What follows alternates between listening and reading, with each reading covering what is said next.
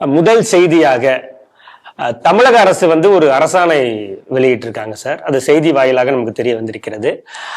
தனியார் பள்ளிகளில் அரசியல் மதம் சார்ந்த நிகழ்வுகள் நடைபெறக்கூடாது அப்படின்னு சொல்லிட்டு ஒரு தடை உத்தரவை பிறப்பித்திருக்காங்க. இந்த செய்தி எப்படி பாக்குறீங்க? முதல் கேள்வியே, இந்த சர்க்குலர், இந்த சுற்றறிக்கை அல்லது இந்த சட்டம் தனியார் பள்ளிகளுக்கு என்று சொல்லும்போது சிறுபான்மை பள்ளிகளுக்கும் பொருந்துமா? இதுதான் முதல் கேள்வி. ஏன்னா டான் பாஸ்கோ ஸ்கூல்லனா உதயநிதி பேசும்போது நானும் கிறிஸ்தவன், இதை சொன்னா சங்கிகளுக்கு வயிறெறியும் அப்படின்னு பள்ளி மேடையை ஹிந்துக்களுக்கு எதிராக திருப்பினது உதயநிதி தான். முதல்ல அதை நாம் புரிந்து கொள்ள வேண்டும். அப்புறம் இப்போ பார்த்தீங்கன்னா அண்ணா பல்கலைக்கழகத்தில் வேற பல பல்கலைக்கழகங்களில் சுபவீரபாண்டியன் போய் பேசுகிறார்.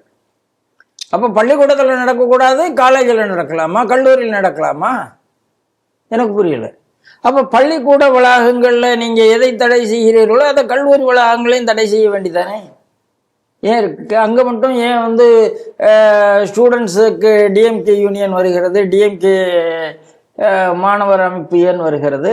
ஏன் ஈவேராவை பற்றி அவங்க போய் ஏன் படிக்கணும்? ஈவேராக்கும் அகாடமிக்கு என்ன சம்பந்தம் இருக்கிறது? அதனால இது என்ன பயம் என்றால், எந்த தனியார் பள்ளிக்கூடமும் ஈவேராவை ஏற்றுக்கொள்ளவில்லை. எந்த தனியார் பள்ளிக்கூடமும் கருணாநிதி அண்ணாதுரையை ஏற்றுக்கொள்ளவில்லை. எந்த தனியார் பள்ளிக்கூடமும் நாத்திகத்தை ஏற்றுக்கொள்ளவில்லை. அவ்வளவுதாங்க. அதாவது அரசாங்கம் வேறை, பள்ளிகள் வேறை, சமூகம் வேறை, அரசாங்கம் வேறை. சமூகம் ஈவேராவை ஏற்றுக்கொள்ளவில்லை, அரசாங்கம் ஏற்றுக்கொள்கிறது. சமூகம் கல்வி நிலையங்கள் அமைக்கிறது. அந்த கல்வி நிலையங்களுக்கு என்ன பேர் வைக்கிறாங்க? விவேகானந்தர் என்று வைக்கிறாங்க, பாரதி என்று வைக்கிறாங்க, மகாத்மா காந்தி, நேரு அந்த பேர்ல கூட வித்யாலயா இருக்கு. நான் ஒரே கேள்வி கேட்கிறேன், தமிழ்நாட்டில் எந்த தனியார் பள்ளி, அண்ணா தனியார் பள்ளி, ஈவேரா தனியார் பள்ளின்னு ஒரு பள்ளிக்கூடம் இருக்கா? ஏன்னா இந்த பிரிவினை கருத்துக்களை சமூகம் ஏற்றுக்கொள்ளவில்லை, கல்வி கற்பிக்கணும்னு விரும்பக்கூடிய கல்வியாளர்கள் ஏற்றுக்கொள்ளவில்லை, அரசாங்கம் இன்னமும் திணித்து கொண்டு இருக்கிறது. பெரியாரை பத்தி ஒரு சினிமா எடுத்தாங்க, சத்யராஜும் குஷ்புவும் நடிச்சாங்க. படம் விழாப்பு, அரசாங்கம் என்னெல்லாமோ கொடுத்து அதுக்கு வரி விலக்கெல்லாம் கொடுத்து எடுக்க வச்சாங்க, நடக்கல. அப்போ சமுதாயம் ஏற்றுக்கொள்ளாத ஒரு ஆளை அரசாங்கம் மீண்டும் மீண்டும் சமுதாயத்தின் மீது திணிக்கிறது. அப்போ விவேகானந்தரை பத்தி, விவேகானந்தர் பேர்ல ஒரு பள்ளிக்கூடம் இருக்குன்னா அவங்க விவேகானந்தரை சொல்லுவாங்க. விவேகானந்தரை சொல்லும் போது விவேகானந்தர் சர்வ மத சபைக்கு போனார், அங்கே இந்து மதத்தை ஸ்தாபித்தார்னு சொல்லித்தான் ஆகணும். அது எப்படி பிரிவினையா இருக்கும்? கூப்பிட்டவனுடைய நோக்கமே கிறிஸ்தவன் தான் உலகமயம் என்பதை நிரூபிப்பதற்காக கூப்பிட்டா, அங்க போய் விவேகானந்தா அடிச்சு நொறுக்கிட்டு வந்துட்டார்னா அது விவேகானந்தர் பேர்ல இருக்கிற பள்ளிக்கூடம் சொல்லாம எப்படி இருக்கும்? மகாத்மா காந்தி பேர்ல இருக்கிற பள்ளிக்கூடம் அரசியல் மகாத்மா காந்தி வாழ்க்கையில அரசியலை விடுத்து விட்டால் என்ன இருக்கு? நேரு பேர்ல ஒரு பள்ளிக்கூடம் இருந்தா நேரு வாழ்க்கையில அரசியலை எடுத்து விட்டா என்ன இருக்கு?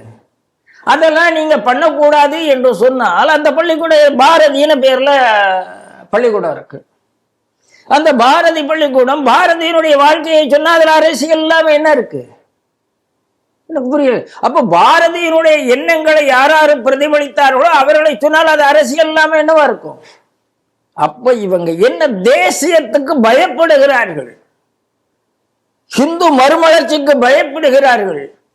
எங்கடா பாரதிங்கிற பேர்ல, விவேகானந்தர் பேர்ல சனாதனம் உள்ளே புகுந்து விடுமோ, இந்து மதம் உள்ளே புகுந்து விடுமோ, RSS உள்ளே புகுந்து விடுமோ பயப்படுகிறார்கள். அதான காரணம். ஒரு மகாவிஷ்ணு என்னங்க தப்பா பேசிட்டான் அசோக் நகர்ல? என்ன தப்பா பேசிட்டாரு? அப்ப இவங்க எந்த அளவுக்கு துணை நடுங்கிகள் இந்த திமுக காரர்கள். இதுதான் கருத்து சுதந்திரமா? எனக்கு புரியல. ரெண்டாவது பள்ளிக்கூட குழந்தைகளை வச்சா நடத்த போறாங்க? நடத்த போறது இல்லை. அந்த பள்ளிக்கூடங்கள்ல அனுமதி வாங்கி சில இயக்கங்கள் நடத்துகிறது. அவங்கள ஆடிட்டோரியம் இருக்கு, அவங்களுக்கு வருமானம் வரணும், அவங்க நடத்துறாங்க. அவங்களோட கிரவுண்ட் இருக்கு, வாங்குறாங்க, நடத்துறாங்க. எத்தனை பள்ளிக்கூடத்துல பெரிய பெரிய பப்ளிக் மீட்டிங் நடந்திருக்கு சார் பள்ளிக்கூடம் கிரவுண்டுகள்ல. திமுக அதிமுக கூட்டம், எம்ஜிஆர் கூட்டங்களே நான் நடந்திருக்கு, எனக்கு தெரியும், பள்ளி மைதானத்துல. சரி, சிறுபான்மை பள்ளி மைதானங்களில் சுவிசேஷ கூட்டம் நடக்கவில்லையா? நோன்பு கஞ்சி திறக்கக்கூடிய நிகழ்வுகள் சிறுபான்மை பள்ளிக்கூடங்கள்ல நோன்பு கஞ்சி திறக்கவில்லையா?